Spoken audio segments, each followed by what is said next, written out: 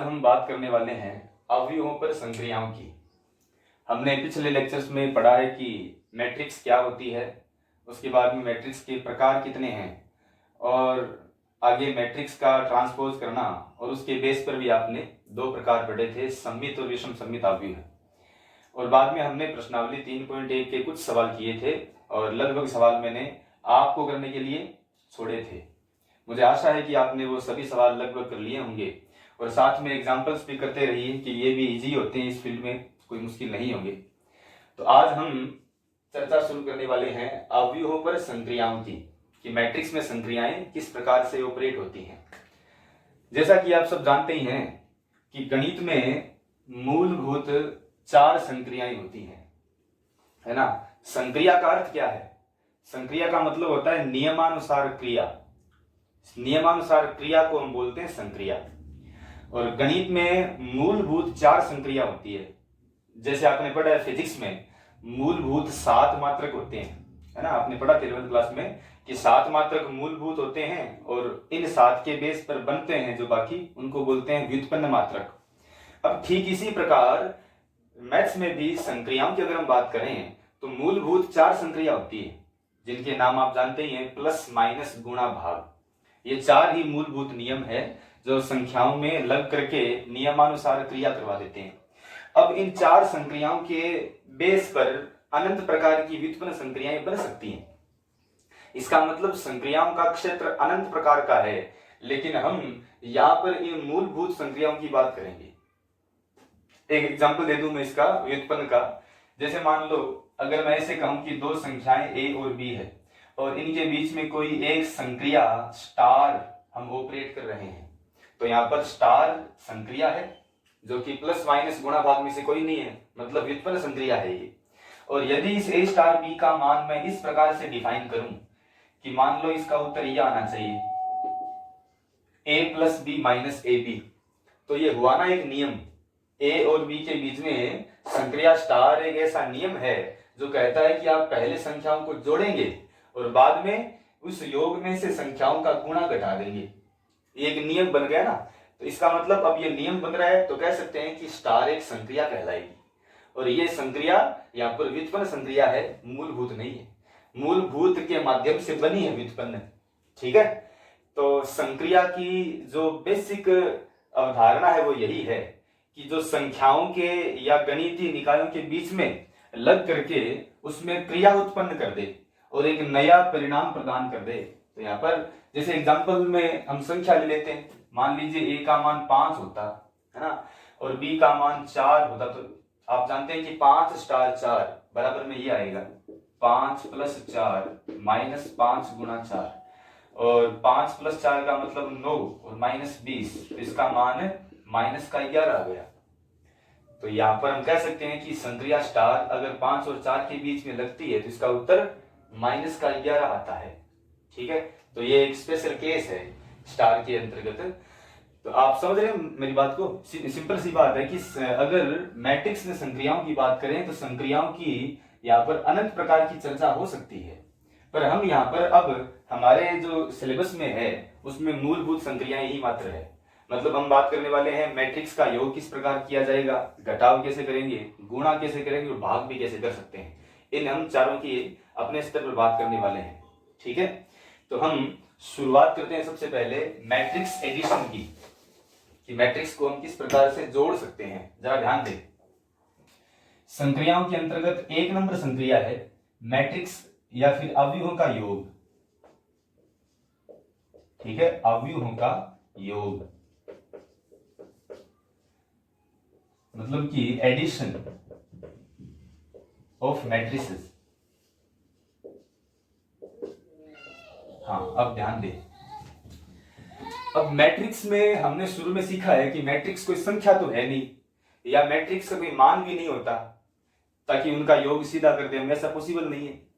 पहली बात तो मैट्रिक्स कोई संख्या नहीं है, मैट्रिक्स कोई संख्यात्मक मान प्रदान नहीं करती है, इसलिए आप मैट्रिक्स का जैसे हम सिंपल संख्याओं का योग करते हैं ना, वैसे योग नहीं कर सकते।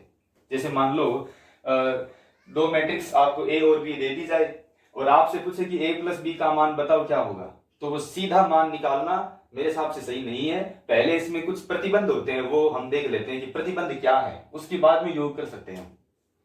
ठीक है, जैसे एग्जांपल दूं मैं इसमें एक, अगर आपसे पूछा जाए कि x square plus x square क्या होगा, तो आप कह सकते हैं कि इसका उत्तर होगा 2x स्क्वायर। डबल टाइम है, ये जुड़ जाएगा, आगे गुणा में 2 आ जाएगा। इसी प्रकार अगर मैं कहूं कि एक्स स्क्वायर प्लस एक्स की घात 5, इसका योग क्या हो सकता है, तो आप इसका योग इसकी तरह नहीं बता सकते। जैसे आपने यहां पर बता दिया ना 2 गुणा है, ये गुणांक लगा दिया आपने 2, ऐसे इसका योग नहीं हो सकता। हाँ, वो अलग बात है कि इसमें से आप एक्स स्क्वायर कॉमन ले लोगे तो ब्रैकेट में 1 प्लस एक्स क्यूब आ जाएगा, वो बात ठीक है, लेकिन इस प्रकार यहाँ पर जो डायरेक्ट योग हुआ है वैसा यहाँ पर नहीं होगा। मतलब क्या हुआ कि अगर संख्याएं, अब ये संख्याएं तो है, एक्स मान रहे हो संख्या ये प्रकार की, अगर संख्याएं भी सजातीय न हो या संख्याएं अगर चरों में है, तो वह चर अगर सजातीय न हो तो उनका भी योग हमेशा नहीं होता है, उनका भी योग हमेशा डायरेक्ट मल्टीपल के रूप में नहीं आता है। तो मैट्रिक्स का भी इसी कड़ी के रूप में कुछ प्रतिबंध लेकर के योग आएगा। जैसे आप यहाँ पर देख रहे हैं, अगर दोनों की घातें समान है तो ही वो जुड़ेंगी, वरना जुड़ेंगी नहीं। और इतना ही नहीं, यदि मैं इसको ऐसे कहूं कि x square plus y square, तो इसका भी योग अब नहीं आ सकता, इसका योग यही होगा, कुछ नया नहीं बनेगा। आप देख रहे हैं कि आप कह सकते हैं इसमें तो घात समान है, भले ही घात समान है लेकिन इनके वेरिएबल अलग अलग आ गए, तो वेरिएबल में डिफरेंस होने से भी इसका योग नहीं होगा। कहने का मतलब अगर एलिमेंट पूर्णतः सजातीय नहीं होंगे तब तक उनका योग हम नहीं कर सकते, ये बेसिक रूल है मैथमेटिक्स का। अब इसी प्रकार यदि 2 या 2 से अधिक मैट्रिक्सों का हमें कहा जाए कि योग कीजिए, तो मैट्रिक्स का योग करने के लिए भी ये जरूरी है कि वे मैट्रिसेस जिनका हम योग कर रहे हैं समान कोटि की हों। ठीक है, कहने का मतलब ये हुआ कि यदि हमें 2 मैट्रिक्स का योग करना है तो उन दोनों मैट्रिक्स को पहले जांचिए कि क्या वे समान कोटि वाले मैट्रिक्स है क्या, यदि है तो उसके बाद में योग कर सकते हैं। और उसके बाद में योग करने में क्या करना है, बड़ा सिंपल काम है। उसके बाद में योग करने में उन मैट्रिक्स के ही संगत अवयवों का योग किया जाता है और कोटि वही रहेगी जो पहले वाली थी दोनों मैट्रिक्स की। ठीक है, तो योग करने में ये बेसिक बात है। जैसे इसको गणितीय रूप में हम लिख करके देखें, अच्छा, यदि हमें 2 मैट्रिक्स दी जाए, मैट्रिक्स ए है, ये मान लीजिए इस प्रकार की मैट्रिक्स है, एलिमेंट है ए आई जे, कोटि n क्रॉस n, व एक मैट्रिक्स बी है, इसका एलिमेंट है बी आई जे और कोटि है वापिस n क्रॉस n, तब इन मैट्रिसेस का योग इस प्रकार से होगा भी, मैट्रिक्स ए प्लस बी, योग कर रहे हैं हम, दोनों को जोड़ रहे हैं, वो होगा ए आई जे बी आई जे और इसकी कोटि वापिस n क्रॉस n है ही। तो आप देख ही रहे हैं कि दोनों मैट्रिक्स जिनको हमें जोड़ना था ना, उनकी कोटियां बराबर थी, तभी इनका योग हो पाया, और उसकी कोटि भी वही आ गई है जो इनकी थी। और यहाँ पर योग में किया क्या है, हमने संगत अवयवों को जोड़ा है, इसका एलिमेंट और इसका एलिमेंट जुड़ गया तो दोनों का योग परिणामी में आ जाएगा। ठीक है, ये इसकी रिक्वायरमेंट, इसका आंसर इस प्रकार से प्राप्त होता है। ये इसका फंडामेंटल योग करने का केवल एग्जाम्पल लेके देखें, इसको और हम क्लियर कर लेते हैं ताकि इसकी मैपिंग बने हमारे माइंड में। जैसे अगर कोई मैट्रिक्स ए बराबर इस प्रकार की दी जाए, मान लीजिए 2 3 4 है ना, 7 8 9, ये मैट्रिक्स है, इसकी कोटि भी आप जानते हैं 3 क्रॉस 2 हो जाएगी, है ना। और एक अन्य मैट्रिक्स मान लीजिए बी है, और उस मैट्रिक्स का जो निरूपण वो ऐसा है -1 7 0 1 1 2, ये भी आप जानते हैं 3 क्रॉस 2 की है। तो अब हमें इन मैट्रिसेस को जोड़ के बताना क्या होगा आंसर। तो देख सकते हैं कि इनका योग करने पर ये a प्लस बी बराबर, जरा देखना इसमें, a प्लस बी बराबर, अब योग करने में क्या किया जाता है, संगत एलिमेंट को जोड़ना है बस। जैसे इसका ये एलिमेंट इसके इस एलिमेंट में जुड़ेगा तो 2 में -1 जोड़ने पर 1 आएगा। इसी प्रकार 7 में 1 जोड़ेंगे हम तो यहाँ पर 8 आ जाएगा, फिर ये 10, इसी प्रकार ये हो जाएगा 9 4 और 11, और कोटि वो रहेगी 3 क्रॉस 2। तो आप समझ रहे हैं बात को, सिंपल सी बात है, इसमें तो केवल फॉर्मेलिटी है। ये सिलेबस का पार्ट तो बताना था इसलिए बताया, बाकी फॉर्मेलिटी है, इसमें कोई ज्यादा मुश्किल वाली बात नहीं है। ठीक है, हाँ, आप यहाँ पर खुद भी करके देख सकते हो, यदि हमें इनको जोड़ना है और इनकी कोटियां असमान हो जाए तो योग होगा ही नहीं। जैसे मान लो मैं एक और एग्जांपल देके इसको चर्चा करें।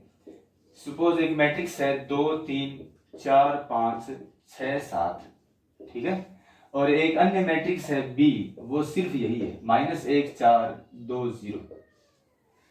अब आपसे कहा जाए कि इनका योग करो आप, तो कर सकते हैं क्या? बिल्कुल भी नहीं कर सकते, क्योंकि इनका योग करने में हम देख रहे हैं कि इसका 2 तो जुड़ेगा -1 में, 4 जुड़ेगा 2 में, लेकिन फिर 6 को हम किस में जोड़ेंगे? उसके लिए आगे कोई एलिमेंट है ही नहीं।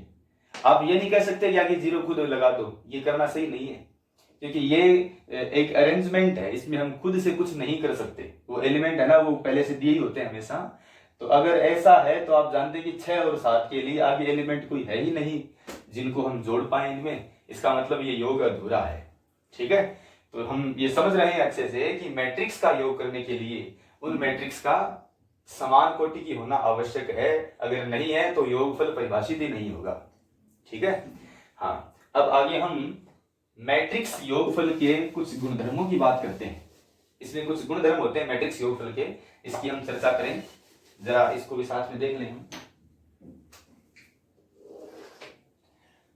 मैट्रिक्स योग के गुणधर्म मतलब कुछ बेसिक नियम है जो हमें बार बार सवाल में काम आएंगे, इसको आप साथ में समझ भी लेना, ठीक है। अब गुणधर्मों में 1 नंबर गुणधर्म है। 1 नंबर गुणधर्म क्या कहता है? जिस प्रकार आप जानते ही हैं कि यदि हम 2 में 3 को जोड़ें या 3 में 2 को जोड़ें तो इसके मान में कोई बदलाव नहीं आता है। ठीक इसी प्रकार मैट्रिक्स में भी यदि हम a प्लस बी करें या b प्लस a करें उसके मान में कोई चेंज नहीं होगा। ये इसका फर्स्ट प्रॉपर्टी है। तो फर्स्ट प्रॉपर्टी क्या है कि a plus B equal b plus a आ सकता है, और इस गुण को हम बोलते हैं क्रम विनिमयता। जानते हैं आप इस नाम को? क्रम विनिमयता।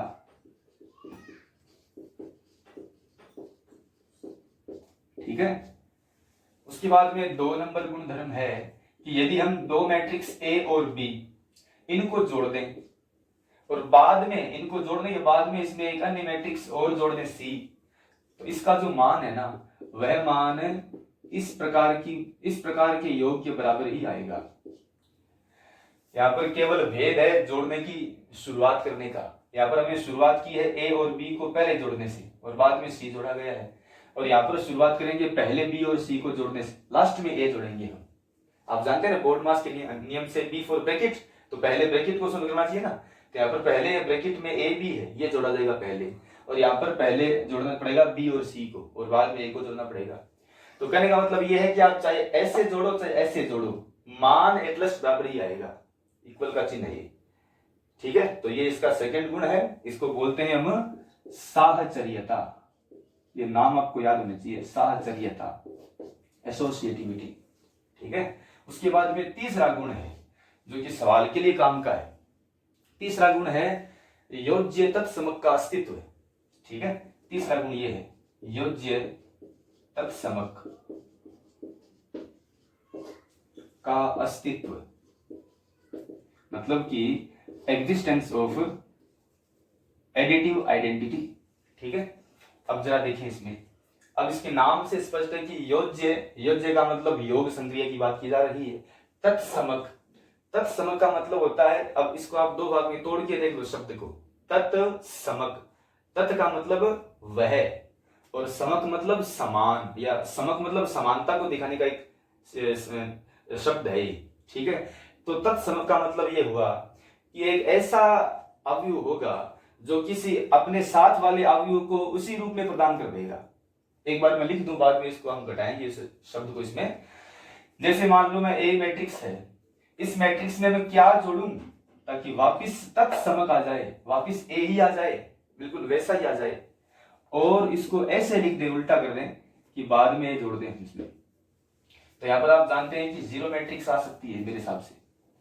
0 मैट्रिक्स में आप जानते हैं ये ऐसी मैट्रिक्स होती है जिसमें सारे एलिमेंट 0 ही होते हैं, खुद सब 0 होते हैं एलिमेंट्स। तो अगर 0 मैट्रिक्स में सब एलिमेंट 0 हैं तो A में 0 जोड़ने पर कोई चेंज नहीं होगा। तो यहाँ पर A में B जोड़ने पर A प्लस B का मान A से कुछ अलग क्यों आया था? क्योंकि मैट्रिक्स B में कुछ एलिमेंट ऐसे थे जो जुड़े थे। अब अगर मैट्रिक्स बी में सब एलिमेंट ऐसे हैं जो जुड़े ही ना, मतलब सब जीरो ही हो, तो इसमें कोई चेंज होगा ही नहीं। तो ऐसे ही है ना, मैट्रिक्स ए में अगर हम मैट्रिक्स जीरो जीरो जोड़ देते हैं तो वापस ए आ जाती है, और इसको उल्टा कर दें हम, जीरो में ए जोड़ें तो भी हम जानते हैं कि ए ही आएगा। ठीक है, इस प्रकार से कह सकते हैं कि यहाँ पर योज्य तत्समक कौन हुआ, जीरो हुआ। हम कह सकते हैं कि शून्य अवयव जो है वो हर कंडीशन में, ये व्यापक बात है, ये हर कंडीशन में किसी भी अवयव का योज्य तत्समक कहलाएगा। लेकिन एक विशेष बात सुनिएगा, ये यहाँ पर ओ जो है वो है तो शून्य अवयव है, लेकिन इसकी कोटि क्या होगी, इसकी कोटि होगी कंडीशनली, वो ए के हिसाब से डिफाइन होगी। यदि मान लीजिए ए की कोटि 2x3 की है तो ओ भी अपने आप को 2x3 का ही बना लेगा। यदि ए की कोटि 5x7 की है तो ये 5x7 की होनी पड़ेगी इसको, ताकि योग डिफाइन हो जाए, है ना। तो इसकी कोटि ए के बराबर ही हमेशा कंडीशनली बन जाती है। उसके बाद में चौथा गुणधर्म, इस पर ध्यान दीजिए आप, वो है योज्य प्रतिलोम। योज्य प्रतिलोम का अस्तित्व। ठीक है, हाँ। अब योज्य प्रतिलोम का अस्तित्व नाम से स्पष्ट है कि इसमें योज्य का मतलब योग संग्रह की बात कर रहे हैं हम, और प्रतिलोम का मतलब इसमें अपोजिट की कुछ चर्चा होगी इसमें। जरा देखिए, इसमें यह होता है कि यदि हम कोई मैट्रिक्स ए में कोई अन्य मैट्रिक्स बी इस प्रकार की जोड़े ताकि उत्तर जीरो आ जाए, जीरो का मतलब ये सीधा जीरो मैट्रिक्स आ जाए, हाँ? और बराबर में उल्टा भी कर सकते हैं हम, बी प्लस ए। तो ऐसा होने पर अब देखिए आप, इसकी सारी बात यही है कि मैट्रिक्स ए के लिए एक अन्य मैट्रिक्स ऐसी होनी चाहिए बी, ताकि उसमें बी को जोड़ने पर जीरो प्रदान कर दे हमें, और उल्टा भी करने पर जीरो ही रहे। तो ऐसा होने पर कह सकते हैं कि ए का बी योज्य प्रतिलोम है। जैसे यहाँ पर ए का जीरो था योज्य तत्समक, वैसे इसमें ए का बी है योज्य प्रतिलोम, और उल्टा भी हो जाएगा, बी का भी ए है योज्य प्रतिलोम। ठीक है, इसको मैं और सिंपल करूं तो ऐसे हो सकता है, इसमें आप जानते हैं बी का मान क्या हो सकता है, माइनस ए होगा पक्का। अगर हम ए में माइनस ए जोड़ देते हैं तो जीरो आ जाएगा, एकदम सामान्य बात है। और उल्टा करने पर माइनस ए में ए जोड़ने पर भी जीरो आ जाएगा। इसका मतलब ये हुआ कि यहां से ए का योज्य प्रतिलोम, इसका सूत्र बन गया ए का योज्य प्रतिलोम बराबर माइनस ए। ठीक है, इसको यहां से हम प्राप्त कर चुके हैं। जैसे ए का योज्य तत्समक जीरो मैट्रिक्स होता है और कोटि ए के बराबर ही होती है, ठीक इसी प्रकार ए का योज्य प्रतिलोम माइनस ए होता है, क्योंकि इन दोनों को जोड़ने पर जीरो आता है। वास्तव में इसका एक सूत्र ये है कि योज्य प्रतिलोम वह अवयव या फिर वह एलिमेंट होता है जो उस एलिमेंट के साथ में जुड़ करके योज्य तत्समक प्रदान कर दे। ये आगे आप देखने वाले हैं, गुणा में सेम बात आएगी इसमें। तो देखिए आप, ए में ऐसा अवयव जोड़ना चाहिए ताकि योज्य तत्समक आ जाए, मतलब जीरो आ जाए, जीरो तत्समक। ठीक है, तो इसके लिए माइनस से ही होगा, और तो कोई हो नहीं सकता। हाँ, और एक विशेष बात सुनिएगा, इसका मतलब यह हुआ कि किसी भी मैट्रिक्स का योज्य प्रतिलोम निकालने के लिए, किसी मैट्रिक्स का योज्य प्रतिलोम निकालने के लिए व्यापक रूप में एक ही तरीका है, बस आगे माइनस का चिन्ह लगा दीजिए। और ये माइनस का चिन्ह अगर हम माइनस ए पर देखें, जरा देखिएगा, यदि ए के स्थान पर माइनस ए हो तो माइनस ए का योज्य प्रतिलोम कौन होगा, वो होगा माइनस माइनस ए। माइनस ए एक मैट्रिक्स का संकेत है ना, और हमें निकालना योज्य प्रतिलोम, तो इसका तरीका क्या है, आगे माइनस लगा हुआ, तो माइनस ए का योज्य प्रतिलोम होगा अगेन माइनस, तो माइनस माइनस ए मतलब प्लस ए, तो उल्टा भी हो रहा है इसमें, ए का प्रतिलोम माइनस ए और माइनस ए का प्रतिलोम ए होता है। ठीक है, और इसके बाद में आगे है पांचवा गुण, उसको भी आप साथ में समझ लेते हैं। पांचवा गुण है निरसन नियम। निरसन नियम, इसको इंग्लिश में कह सकते हैं कैंसिलेशन लॉ। इसमें कुछ एलिमेंट्स कैंसिल होते हैं, कैसे होते हैं जरा देखिए, इसको यहां पर हम समझ लेते हैं निरसन नियम को। जैसे मान लीजिए एक मैट्रिक्स ए है, उसमें हमने मैट्रिक्स बी को जोड़ा और बराबर में हमें मैट्रिक्स ए प्लस सी प्राप्त हो गई है। तो यहाँ पर क्या आप ए से ए को काट सकते हैं क्या, बिल्कुल कर सकता है, सिंपल अलजेब्रा है। तो इसमें बराबर आ जाएगा बी बराबर सी, इसका मतलब बी और सी बराबर ही है। या फिर इसको मैं ऐसे लिख दूं कि बी प्लस ए बराबर में सी प्लस ए, है ना।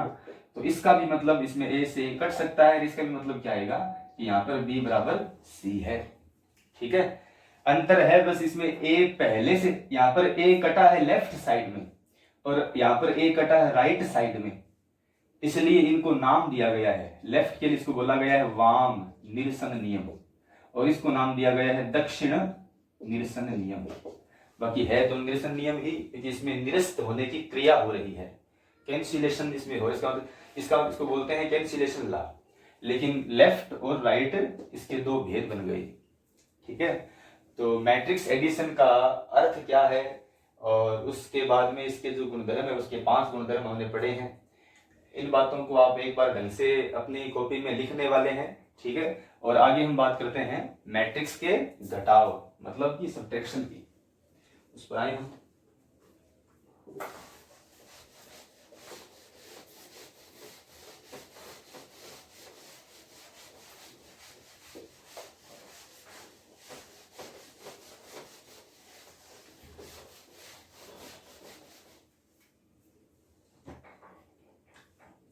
हाँ, इसके बाद में 2 नंबर संक्रिया, यह है मैट्रिक्स का व्यवकलन मतलब कि सब्ट्रैक्शन, अवयवों का घटाव।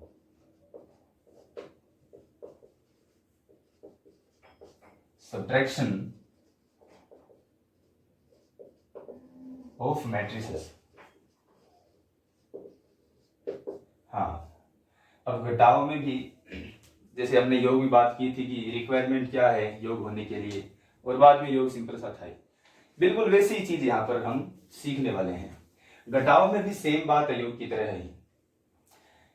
जैसे आप जानते ही हैं कि 5x स्क्वायर में से 2x स्क्वायर घट सकता है, लेकिन 5x स्क्वायर में से 2x क्यूब को घटाएंगे तो सीधा नहीं घटेगा, क्योंकि सहजातीय नहीं है वो, आप सब जानते हैं।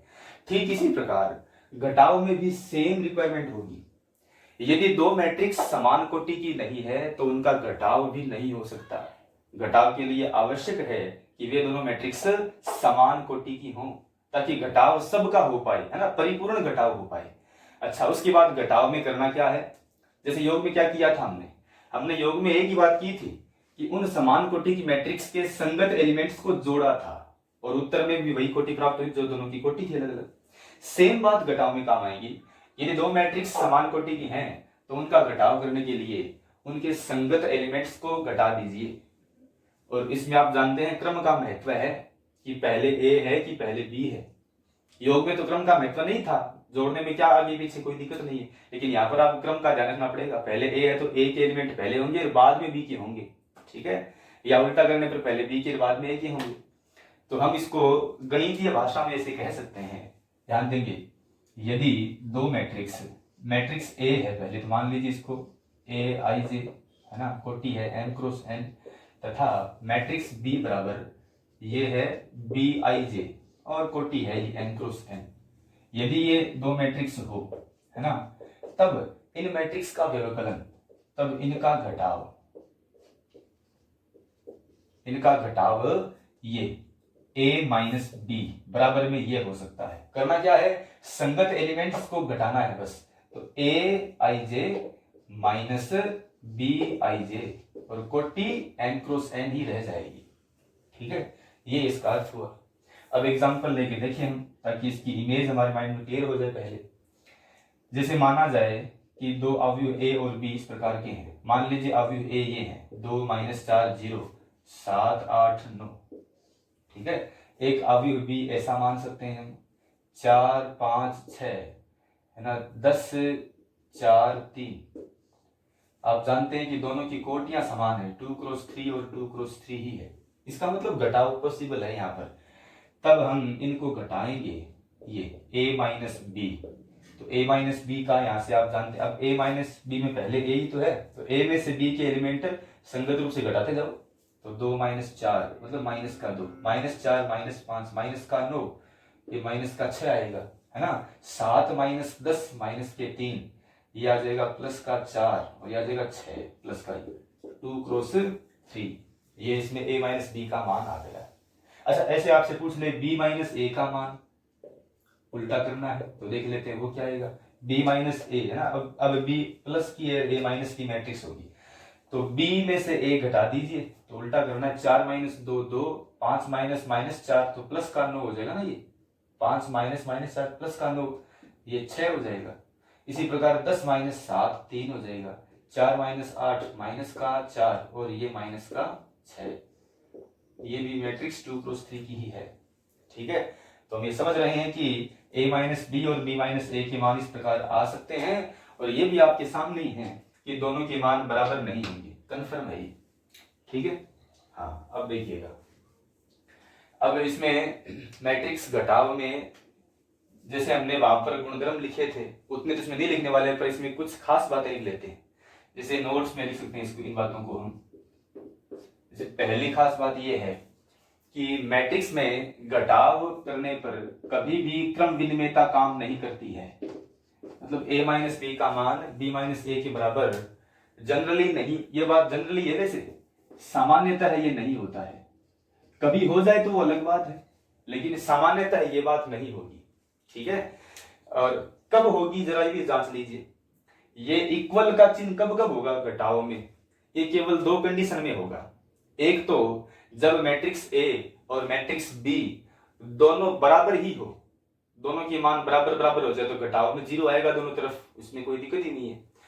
और या दोनों ही 0, मैट्रिक्स ए भी 0 मैट्रिक्स है, बी भी 0 मैट्रिक्स, तो भी घटाव 0 आएगा। इन दो कंडीशंस में बराबर का चिन्ह आएगा, और इन दो के अलावा कोई भी कंडीशन ऐसी नहीं है जब बराबर का चिन्ह आ जाए। ठीक है, इसका मतलब जनरली हम मान सकते हैं कि ये कम्यूटेटिव मतलब क्रम विनिमय नहीं होते हैं घटाव में।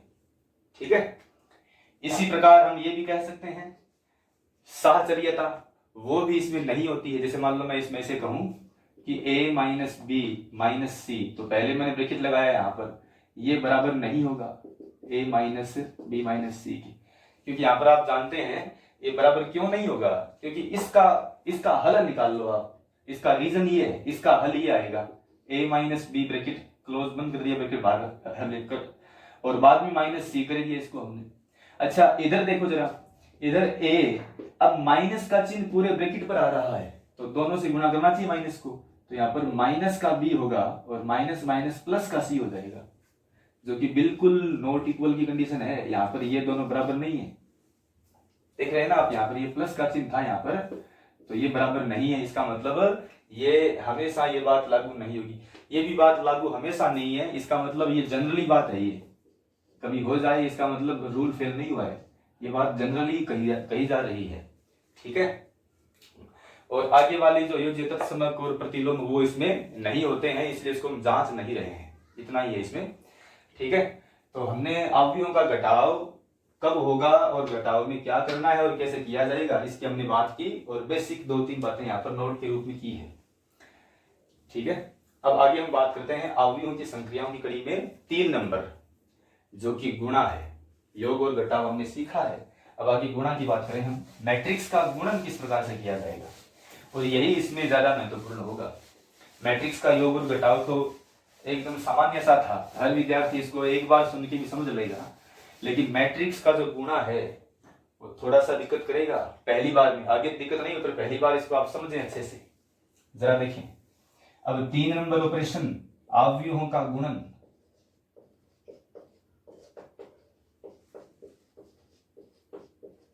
है ना, मल्टीप्लीकेशन ऑफ मैट्रिसेस।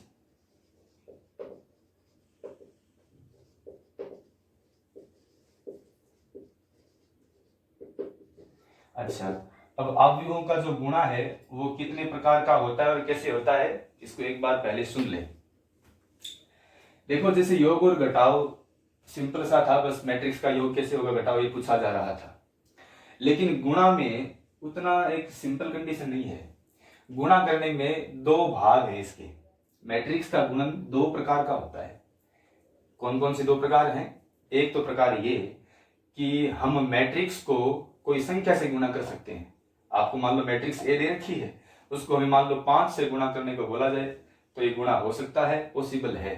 तो गुणा करने का एक पहला पॉइंट बन गया, पहला प्रकार बन गया कि मैट्रिक्स को कोई संख्या से गुणा करना, जिसको आपकी बुक में दिया गया है अदिश गुणन के नाम से। ठीक है, और दूसरा प्रकार आप जानते ही हैं कि मैट्रिक्स का मैट्रिक्स से गुणा, ठीक है, तो दो प्रकार बन गए हैं, मैट्रिक्स का किसी संख्या से गुणा और मैट्रिक्स का मैट्रिक्स से गुणा, ये इसके दो भेद हैं। तो हम इन दोनों की अलग अलग बात करने वाले हैं और दोनों का अपना अपना महत्व है, अपने अपने नियम है। तो ध्यान दीजिएगा, अवयवों के गुणन में एक नंबर गुणन है। एक नंबर गुणन क्या है कि मैट्रिक्स का संख्या से गुणा, है ना, मैट्रिक्स का संख्या से गुणा। और मैट्रिक्स का संख्या से गुणा, इसको एक नाम और भी हम लिख सकते हैं साथ में, अदिश गुणन, स्केलर मल्टीप्लिकेशन या फिर स्केलर प्रोडक्ट, अदिश गुणन, ये इसका एक और नाम है। ठीक है, तो मैट्रिक्स का संख्या से गुणा कैसे किया जाएगा, बड़ा सिंपल नियम है, इसमें तो कोई रिक्वायरमेंट है भी नहीं, एकदम सामान्य सी बात है ये। ध्यान दें, यदि हमें कोई मैट्रिक्स दे रखी हो और किसी भी कोटि की दे रखी हो, तो हमें उस मैट्रिक्स को जिस संख्या से गुणा करना है ना, आप क्या करेंगे, उस संख्या को उस मैट्रिक्स के अंदर ले आएंगे और उस मैट्रिक्स के हर एलिमेंट को उससे गुणा कर देंगे। बस एकदम सामान्य सी अवधारणा मात्र है, क्योंकि हमने बात शुरू में सीख ली है कि संक्रिया है। संक्रिया का मतलब होता है नियमानुसार क्रिया, और नियम हमारे द्वारा बनाए जाते हैं। तो अब आप अगर मुझसे ये पूछेंगे कि ये कैसे हुआ, तो मैं कहूंगा कि ये बनाई गई बात है, ये बात सिद्ध नहीं हो सकती है। मैट्रिक्स का जो गुणा है उसमें पहला प्रकार है मैट्रिक्स का संख्या से गुणा करना। तो संख्या से गुणा करने का नियम बना दिया गया है कि ऐसे करें हम, ये अभिगृहित है, ये कोई प्रमेय नहीं है, अभिगृहित है, इसको हम सिद्ध नहीं करेंगे, इसको मानेंगे ही, ये ऐसे गुणा किया जाएगा। शुरुआत ऐसे एक्सेप्ट करनी पड़ेगी हमें। एक बार इसको देखें, जैसे मान लो मैट्रिक्स है एक, माना एक मैट्रिक्स ए बराबर इस प्रकार की मैट्रिक्स है ए आई जे, है ना, कोटि कोई भी मान लीजिए m क्रॉस n है, तथा एक संख्या k है, तथा मान लीजिए k है ना, k वो बिलोंग्स टू एनी नंबर, मतलब कोई भी नंबर है उसको हम k मान या फिर k नाम दे रहे हैं, संकेत है k, वो कोई भी नंबर हो सकता है ये मैट्रिक्स, ये हो सकता है कि k कोई रियल नंबर हो सकता है कॉम्प्लेक्स नंबर हो सकता है कि इमेजिनरी हो, कुछ भी हो सकता है, लेकिन कोई नंबर है ये। ठीक है, तब हमें इस k को a से गुणा करने पर k गुणा a बराबर ये प्राप्त होगा, k गुणा a i j n cross n। आप समझ गए बात को, यहाँ पर k गुणा हुआ था मैट्रिक्स के संकेत से, मतलब मैट्रिक्स से गुणा हो रहा है संख्या, और यहाँ पर गुणा किससे हुआ है, एलिमेंट से हुआ है। ठीक है, जैसे मान लो मैं ऐसे एक एग्जांपल दे कि इसको और स्पष्ट करूं कि एक मैट्रिक्स A है, वो इस प्रकार की मैट्रिक्स है, मान लीजिए 2 4 3 4 7 0, और हमें इस मैट्रिक्स को गुणा करना है सपोज 5 से, 5 गुणा इसका मान चाहिए। तो बड़ा आसान है ये, इस 5 को अंदर गुणा कर दो सभी से, ए आई जे का मतलब सब एलिमेंट होते हैं, व्यापक है, इससे गुणा करना है, सबसे गुणा करना है। तो 10 है ना, ये 20 हो जाएगा, ये 20, ये 35, फिर ये 15 और ये 0। लेकिन आप एक देख रहे हैं बात, इन गुणा करने पर कोटि में कोई बदलाव नहीं हुआ है, कोटि वही रहेगी, कोटि अनचेंज है, बस गुणा किया जाएगा हर एलिमेंट से अलग अलग। ठीक है, तो ये है मैट्रिक्स को गुणा करने का पहला प्रकार, अदिश गुणन, मैट्रिक्स का कोई संख्या से गुणा करना।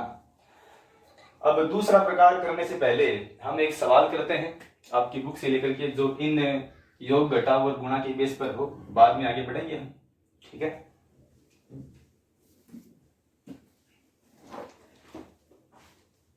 जैसे इसमें एक सवाल देख लेते हैं ना इसमें,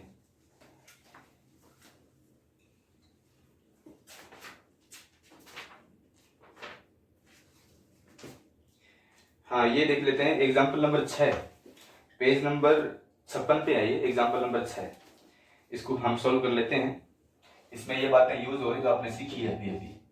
एग्जाम्पल नंबर 6 ये कहता है कि यदि मैट्रिक्स बी और सी इस प्रकार की हो, तो अवयव ए ज्ञात कीजिए। हमें बी और सी दी गई है, ए पूछा गया है। ठीक है, जहां पर एक इक्वेशन है 2a minus 3b plus 5c equal 0, ये इक्वेशन इसमें होल्ड हो रही है, तो इसको हमें सोल्व करना है। पहली बात तो दिया है हमें, इसमें दिया क्या क्या है लिख लेते हैं। एक तो मैट्रिक्स बी दे रखी है ना, मैट्रिक्स जो बी है वो दे रखी है -2 2 0, फिर 3 1 4, और मैट्रिक्स सी ये दी गई है 2 0 फिर -2, उसके बाद में 7 1 6, और हमसे पूछा गया है ए के बारे में कि मैट्रिक्स ए बताइए क्या होगी, तथा एक बात और दे रखी है, वो दी गई है इक्वेशन, वो ये दे रखी है 2a माइनस 3b है ना plus 5c is equals to 0। हमें इतनी बातें दी गई हैं और पूछा गया है कि बताइए मैट्रिक्स ए का क्या मान हो सकता है।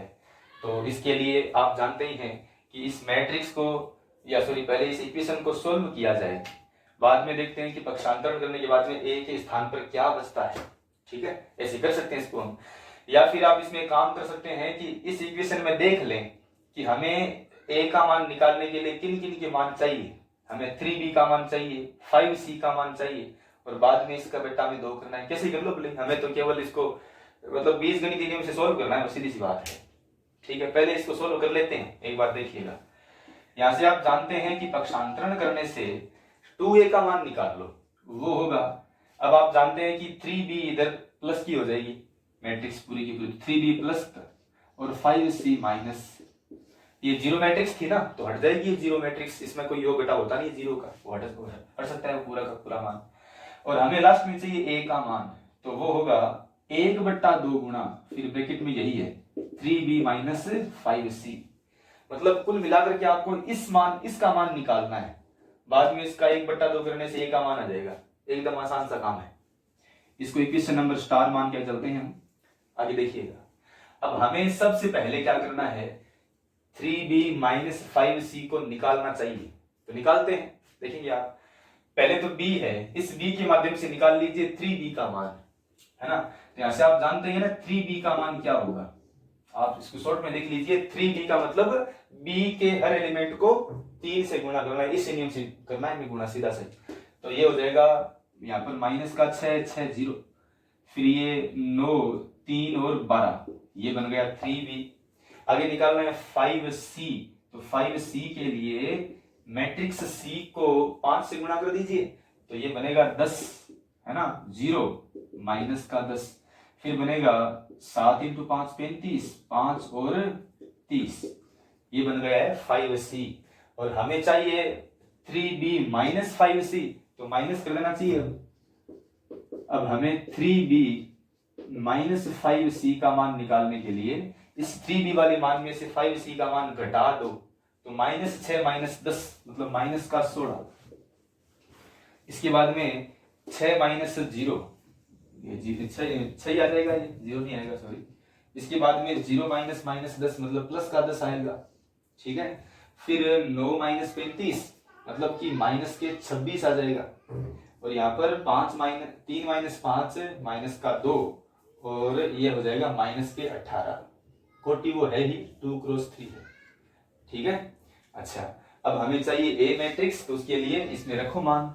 अब कह सकते हैं कि अब इक्वेशन स्टार से मैट्रिक्स ए है 1/2 गुणा में 3b - 5c मतलब ये वाला मान पूरा का पूरा, -16 6 10 माइनस का 26 माइनस का 2 और माइनस के 18।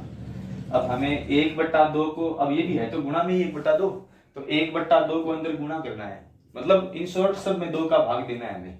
तो मैट्रिक्स ए फिर ऐसी प्राप्त हो जाएगी, माइनस का 8 3 फिर 5 माइनस का 13 माइनस का 1 माइनस का 9, और कोटि में कोई चेंज नहीं होगा अभी लास्ट तक, कोटि वही 2 × 3 रह जाएगी।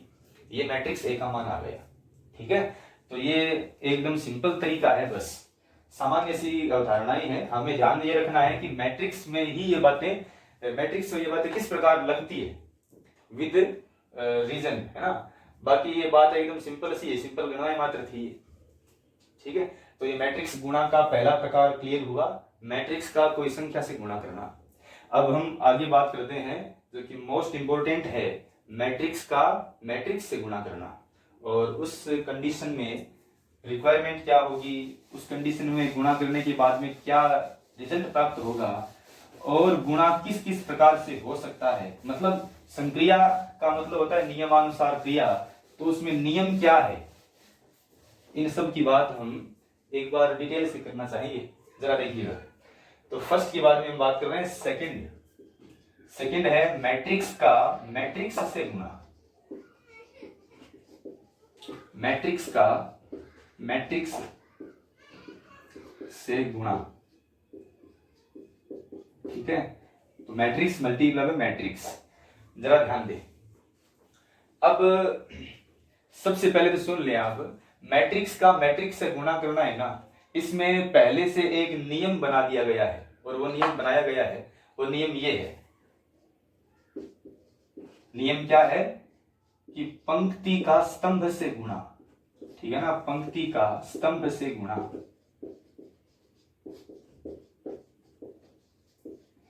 अब आगे आने वाली हर बात का आधार ये नियम ही होगा। मतलब मैट्रिक्स का मैट्रिक्स से गुणा कब हो सकता है, रिक्वायरमेंट क्या है, और गुणा करने के बाद में क्या प्राप्त होगा, और गुणा किस प्रकार से किया जाएगा, इन तीनों बातों का आधार केवल मात्र ये नियम ही होगा। और नियम को आप ढंग से पढ़ लें, पंक्ति का स्तंभ से गुणा। और एक बात मैं पहले और क्लियर कर दूं आपके, कि ये नियम भी मेरे हिसाब से किसी कारणवश नहीं आया है।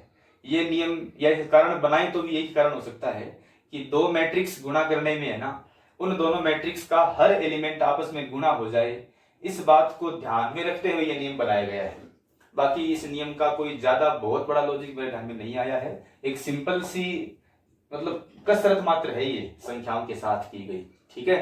तो मैट्रिक्स का मैट्रिक्स से गुणा करने के लिए नियम बना दिया गया है, पंक्ति का स्तंभ से गुणा करना, और इसमें क्रम का भी महत्व होगा।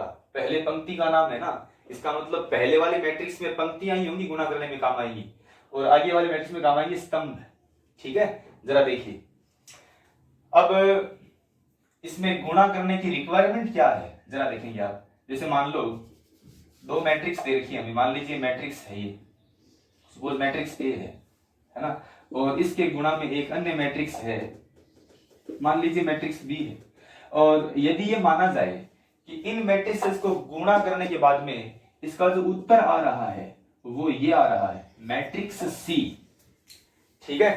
तो अब इन मैट्रिक्स ए और बी का गुणा करने पर मैट्रिक्स सी प्राप्त करने के लिए ये जरूरी है, मतलब गुणा होना या गुणा हो पाएगा, इसके लिए रिक्वायरमेंट ये है। क्या रिक्वायरमेंट है कि जो पहले वाली मैट्रिक्स है ना, उस पहले वाली मैट्रिक्स में स्तंभों की संख्या दूसरी वाली मैट्रिक्स में पंक्तियों की संख्या के बराबर हो। मैं दोबारा कह दूं कि दो मैट्रिक्स का गुणा केवल तभी हो सकता है जब पहले वाली मैट्रिक्स में स्तंभों की संख्या दूसरी वाली मैट्रिक्स में पंक्तियों की संख्या के बराबर हो जाए। अगर ये बराबर नहीं हुआ आंकड़ा तो गुणा नहीं हो सकता। इसका मतलब ये हुआ कि दो मैट्रिक्स का गुणा हमेशा पॉसिबल नहीं है, वो स्पेशल केस में हो सकता है, ठीक है। इसका मतलब संख्यात्मक ऐसे कह सकता हूं मैं, जैसे मान लो मैट्रिक्स ए है, तो इस मैट्रिक्स ए की कोटि मान लीजिए m क्रॉस n है, ये मैट्रिक्स ए की कोटि है। तो यहां पर आप जानते हैं कि m तो है पंक्तियां और n है स्तंभ, सीधी सी बात है, पहले आती है पंक्तियां कोटि में, बाद में आते हैं स्तंभ। और यहाँ पर मैट्रिक्स बी है ना, इसकी कोटि मान लीजिए n क्रॉस p है, कोई भी संकेत मान सकते हैं n क्रॉस p का। अच्छा, यहाँ पर n जो है वो पंक्तियां है और p क्या हो जाएंगे, ये हो जाएंगे स्तंभ, ठीक है। तो यहाँ पर रिक्वायरमेंट यही थी कि पहले वाली मैट्रिक्स में स्तंभों की संख्या दूसरी वाली में पंक्तियों के बराबर हो, और यहाँ पर ऐसा हो रहा है बिल्कुल। यहाँ पर आप देख रहे हैं कि ये वाला n इस n के बराबर है, बिल्कुल ये इक्वल है। इसका मतलब क्या हुआ, इक्वल होने के कारण कह सकते हैं कि गुणन संभव है। बस इतनी सी बात आपके मन में सेट हो जाए कि हाँ एक गुणा क्यों संभव है, उसके बाद में कोई समस्या नहीं है। और हालांकि इसको हम प्रूफ भी करेंगे ऐसा क्यों होता है, पर एक बार केवल सुन ले, इसका रीजन भी है वैसे कि बराबर क्यों होनी चाहिए ये, ठीक है। देखिए जरा, तो मैट्रिक्स पहले वाले मैट्रिक्स में स्तंभ n और आगे वाले में पंक्ति n बराबर पाए आपने, इसका मतलब गुणा पॉसिबल है, गुणा हो सकता है। बताइए, गुणा कीजिए आप इसको आगे। अब गुणा संभव है तो बाद में सवाल उठा कि गुणा तो कर देंगे हम इस नियम के हिसाब से, ठीक है, समझ लेंगे आगे हम, लेकिन गुणा करने के बाद में आगे जो मैट्रिक्स प्राप्त होगी ना, उस मैट्रिक्स की कोटि क्या होगी, तो उसका उत्तर भी यहीं से आपको मिल जाएगा। आप जिन स्तंभों को और पंक्तियों को बराबर देख पा रहे हैं ना, आप इनको डिलीट कर दीजिए, यहां से हटा दीजिए, तो पीछे बच गया कौन कौन, m और p। तो जो बच गए हैं उनको क्रमशः इसकी कोटि बना सकते हैं आगे वाले की, m क्रॉस p। तो कह सकते हैं कि परिणामी मैट्रिक्स की कोटि होगी वो m और p का मल्टीपल, मतलब m क्रॉस p होगी, जो कि इन दोनों को हमने हटाया इससे प्राप्त हुई है। ठीक है, तो ये एक गुणा करने का फंडामेंटल है। हमने यहाँ पर 3 बात सीखी है। अभी एक बार दोबारा कह दूं मैं, 3 बात कौन कौन सी है, बाद में इसकी हम और आगे विस्तार से बात करने वाले हैं। पहली बात, मैट्रिक्स से गुणा करने के लिए नियम क्या है, पंक्ति का स्तंभ से गुणा करना, उल्टा नहीं हो सकता, स्तंभ का पंक्ति से गुणा नहीं होगा। आप कह दो क्यों नहीं होगा, करने को तो कर सकते हैं, क्यों नहीं होता है भाई। मैं ये कहूंगा कि ऑर्थर केली ने जब ये बनाई थी प्रश्नावली, इसके नियम बनाए थे, तो उसने ही ये बातें अपने हिसाब से लिख दी थी जो चल रही है आज तक। इसलिए वैसे कोई लॉजिक नहीं है, पर उसके हिसाब चला तो आप वैसे चला रहे हैं, बाकी कोई रीजन नहीं है बड़ा। तो पंक्ति का स्तंभ से गुणा करना ये इसका एक्सेप्टेड नियम है। अब उसके बाद में 2 बात और है। पहली बात तो ये कि 2 मैट्रिक्स का गुणा केवल तभी संभव होगा जब गुणा करने वाली मैट्रिसेस में से पहली मैट्रिक्स के स्तंभों की संख्या दूसरी मैट्रिक्स में पंक्तियों की संख्या के बराबर हो। ये बात मैं कह रहा हूं बार बार, आप इसको दोबारा सुन ले, लेकिन याद भी कर ले साथ साथ में। मैट्रिक्स के गुणा करने हेतु ये आवश्यक है कि पहली मैट्रिक्स ए नहीं, ए तो पहली यहां पर है, ए पहली वाली, लेकिन मैं बोल रहा हूं पहली मैट्रिक्स, ए से मतलब नहीं आगे, पहली मैट्रिक्स में स्तंभों की संख्या दूसरी मैट्रिक्स में पंक्तियों की संख्या के बराबर हो तो वह गुणा पॉसिबल है। और तीसरी आखिरी बात क्या है कि इस प्रकार गुणा करने के बाद में हमने जिन एलिमेंट्स को समान पाया था या जिन कोटि के भागों में समान पाया था ना, उनको डिलीट करने पर जो पीछे बचते हैं वो रिजल्ट मैट्रिक्स की कोटि निर्मित करता है, n क्रॉस p इसकी कोटि बन जाएगी। ठीक है, हाँ। अब हम आगे बात करते हैं कि ये बराबर क्यों होते हैं, इसका रीजन क्या है कि बराबर होंगे तो ही गुणा हो पाएगा। इसको हम एक बार समझ लेते हैं, जरा देखिएगा।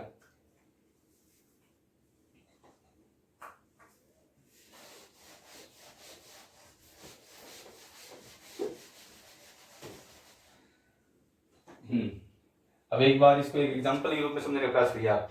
जैसे मान लो मैं ऐसे कहूं कि 2 मैट्रिक्स आपको गुणा करनी है। सपोज मैट्रिक्स ए है, ये है ना, मैट्रिक्स ए इस प्रकार से है और उसको मैं संकेत रूप में ऐसा मान रहा हूं।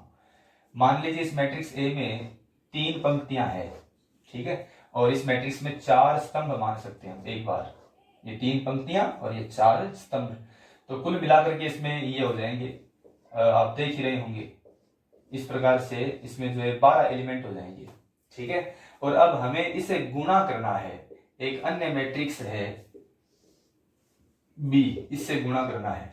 ठीक है, और ये भी मान लीजिए सेम ऑर्डर की है। मान लीजिए मैट्रिक्स बी में भी आप जानते हैं वही 3 पंक्तियां थी और वही 4 स्तंभ थे, ऐसा मान सकते हैं। तो यहां पर भी आप जानते हैं 12 एलिमेंट होंगे इस प्रकार के, और अब हमें इनको गुणा करना है। और गुणा करने के बाद में जो रिजल्ट आएगा मैट्रिक्स सी के रूप में, वो कैसा आएगा इसकी हम यहाँ पर चर्चा करें। अब पहली बात, गुणा करना है तो गुणा करना होगा इस नियम के अनुसार, और नियम है पंक्ति का स्तंभ से गुणा करना। अच्छा, नाम में पहले नाम किसका है, पंक्ति का है ना नियम में। इसका मतलब ये हुआ कि गुणा करते टाइम है ना, आप पहले अवयव की समस्त पंक्तियों को दूसरे अवयव के समस्त स्तंभों से गुणा करेंगे। गुणा करते टाइम आप क्या करेंगे, ये नियम है ये कि पहले अवयव की समस्त पंक्तियों को दूसरे अवयव के समस्त स्तंभों से गुणा करेंगे।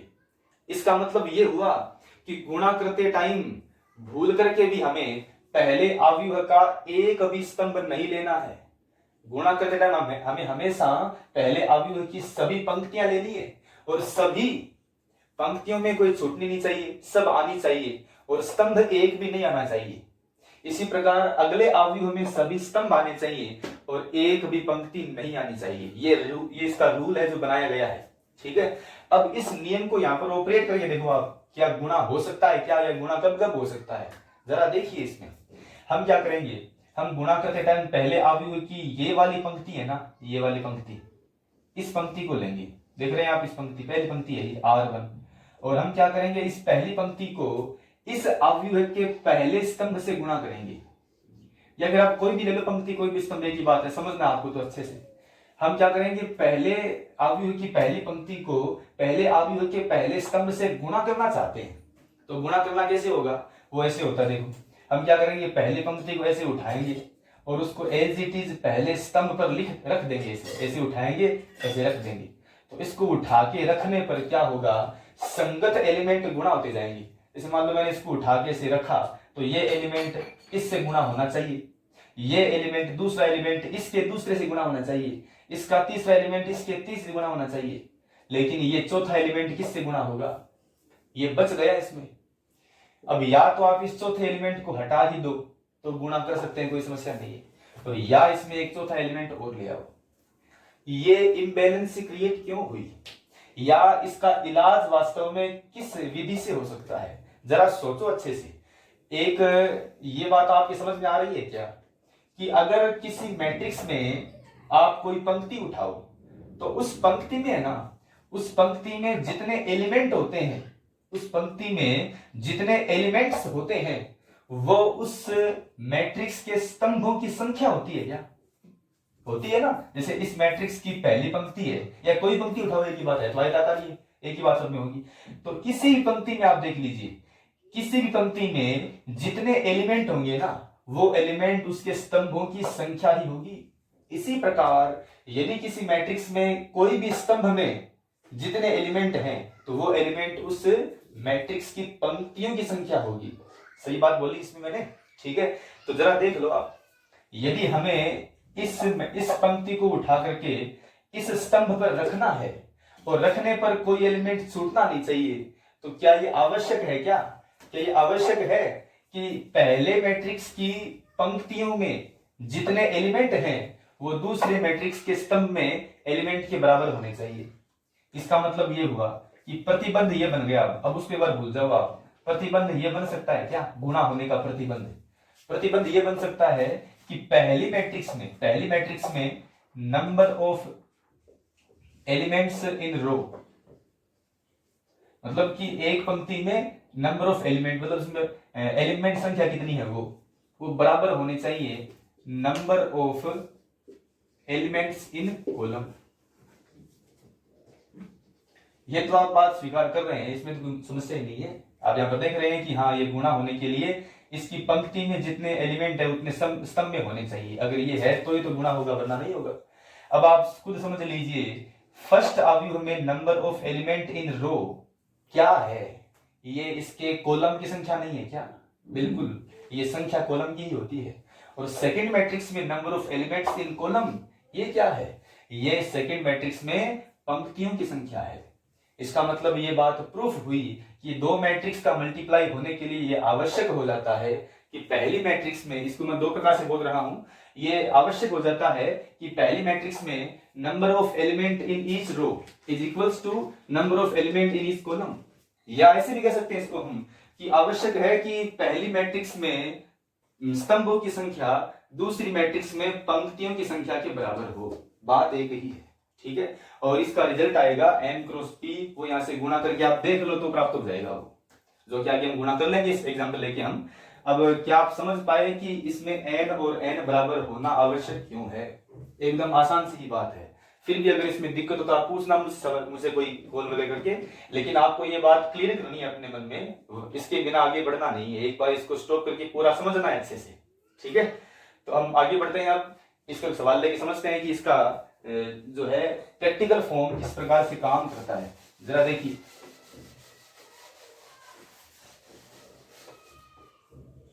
ठीक है। अब इसमें एग्जांपल लेते हैं ताकि गुणा समझ लें कैसे किया जाएगा। जैसे मैट्रिक्स ए है और उसमें एलिमेंट्स मान लेते हैं, ये है 1 0 3 -1 4 2 1 1 9। ये मैट्रिक्स ए जो कि आप जानते हैं 3 क्रॉस 3 का है, ठीक है। और एक अन्य मैट्रिक्स बी ले लेते हैं जो कि इस प्रकार का है 1 4 7 0 0 3। ये 3 क्रॉस 2 का मैट्रिक्स है, ठीक है। अब आपसे पूछा गया है कि इसमें से ए बी या बी ए जो भी संभव हो ज्ञात कीजिए। सवाल ये है कि ए बी या बी ए जो भी संभव हो ज्ञात कीजिए। तो सवाल बड़ा आसान और बड़ा स्पष्ट सा ही है कि आपको मैट्रिक्स ए और बी दे दी जाए और आपसे खुद से पूछ लिया गया है कि या तो ए बी या बी ए या दोनों, जो भी पॉसिबल हो वो आप पहले जांच लो कि पॉसिबल कौन सा है, या दोनों ही है क्या, और उनको हमें प्राप्त करके बताना है। जरा देख लीजिए, शुरुआत करते हैं हम इसमें इनको जांचने से ही। क्या ए बी पॉसिबल है क्या, देख लेते हैं सॉल्यूशन में ही। सुन लीजिए ए बी। अच्छा, ए बी के लिए पहले ए की कोटि वो है 3 क्रॉस 3, फिर गुणा करना है बी से, बी की कोटि है 3 क्रॉस 2। क्या ये गुणा करना पॉसिबल है? बिल्कुल है। पहले मैट्रिक्स में स्तंभ दूसरे में पंक्ति बराबर होने चाहिए, यहाँ पर इसका स्तंभ 3 इसकी पंक्ति 3 बराबर है, इसका मतलब गुणा पॉसिबल है। और अगर गुणा पॉसिबल है तो गुणा करने के बाद में मैट्रिक्स सी बनेगी, उसकी कोटि क्या हो सकती है? 3 क्रॉस 2 हो सकती है। ठीक है, तो हमें इस चीज को पहले मेंशन करना चाहिए और बाद में गुणा करना शुरू कर देते हैं। पहले मन में सेट कर लो कि पॉसिबल है और कोटि क्या आएगी आगे, ताकि इजी पड़े, सवाल फास्ट हो। ठीक है, जरा देखिए, अब हमें ए बी चाहिए। ए बी का मतलब मैट्रिक्स ए को मैट्रिक्स बी से इस नियमानुसार गुणा करना चाहिए। ये 0 4 1 और इसको गुणा करना है इससे 1 4 7 0 0 3। चलो गुणा करते हैं, जरा देखिएगा। हाँ, अच्छा, अब नियम पर आए वापिस। नियम है कि पहले मैट्रिक्स की समस्त पंक्तियां दूसरे मैट्रिक्स के समस्त स्तंभों से गुणा की जाए, क्रमशः है, कोई छूटे ना। तो देख लीजिए, इस पहले मैट्रिक्स की मैं पहली पंक्ति ले रहा हूं, ये पहली पंक्ति, इसको गुणा करना है दूसरे मैट्रिक्स के पहले स्तंभ से और गुणा करना है संगत रूप में ना।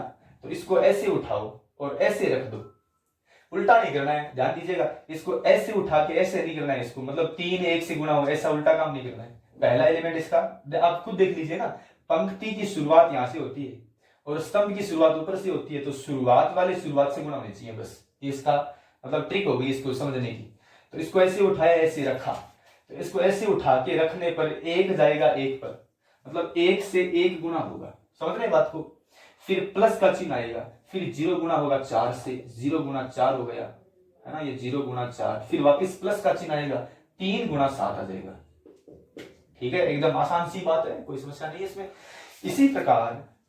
इसी प्रकार अभी पूरा नहीं हुआ है पहली पंक्ति का काम। पहली पंक्ति अभी केवल पहले स्तंभ से गुणा हुई है, उसके बाद गुणा होगी पहली पंक्ति ही दूसरे स्तंभ से। तो अब फिर सवाल उठा कि भाई इसको इससे गुणा करके लिखे कहां, यहां लिखे कि आगे लिखे? इसका उत्तर यह है कि आप इसमें पहली पंक्ति और दूसरा स्तंभ गुणा कर रहे हैं। जरा सोच लीजिए, पहली पंक्ति और दूसरे स्तंभ का इंटरसेक्शन कहां जाता है, वहां पर इसको लिखना आपको। जैसे मान लो मैं ऐसे कहूं कि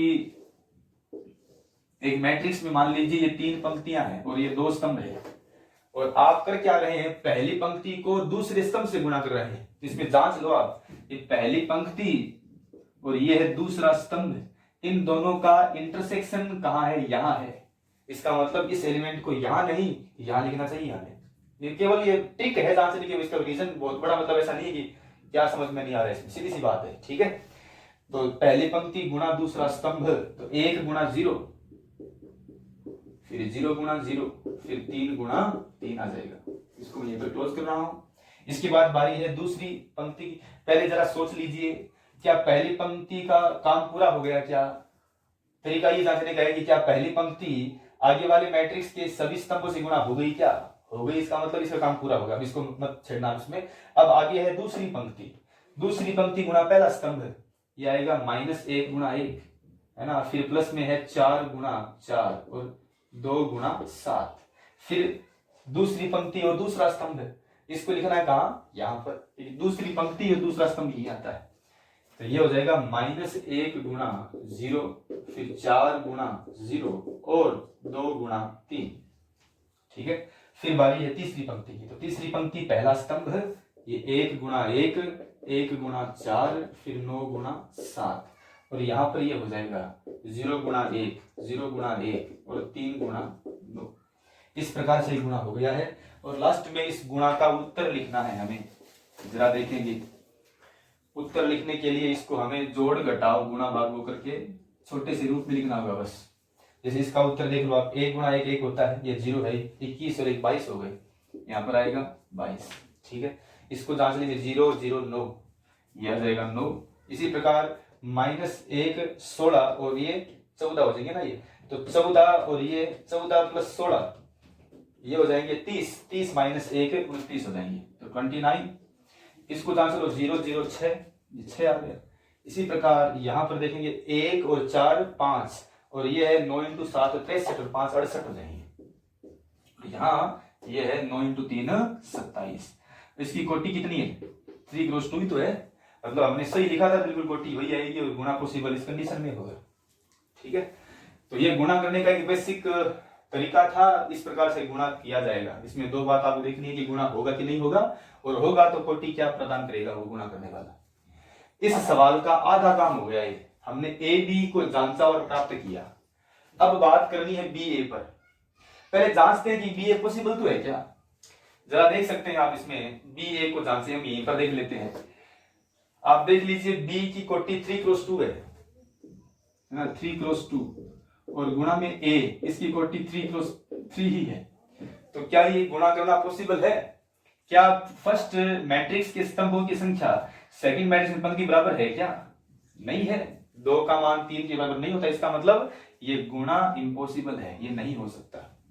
और फिर भी किसी को लगे कि करेंगे हम, तो करके देख लो। इसमें क्या होगा कि इसकी पंक्ति है ना, उसमें केवल 2 एलिमेंट रहेंगे और इसके स्तंभ में होंगे 3, तो यहाँ पर एक छूटता रहेगा हमेशा, तो गुणा इसमें परिपूर्ण नहीं होगा। ठीक है, इस प्रकार से ये गुणा करने का तरीका है, और मैं मानता हूं कि एकदम आसान सा ही होगा, इतना कोई मुश्किल आपके आएगा नहीं इसको समझने में। ठीक है।